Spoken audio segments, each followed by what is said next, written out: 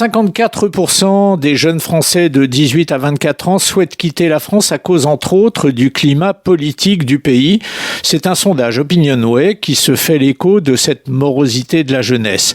Une morosité qui, manifestement, est prise en compte au sommet de l'État français. Témoin, ces quelques mots prononcés par le nouveau Premier ministre Gabriel Attal, 34 ans, lors de son discours d'investiture à Matignon.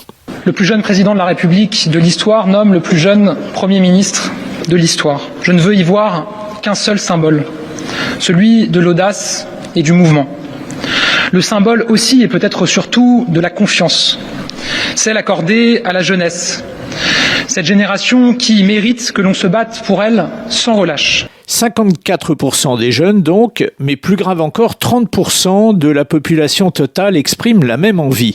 Et un Français sur 3 évoque aussi, pour justifier son souhait, l'instabilité économique qui caractérise la vie en France. Et là encore, Gabriel Attal s'adresse à ces Français en esquissant un début de feuille de route. Continuer à transformer notre économie autour de 3 axes majeurs.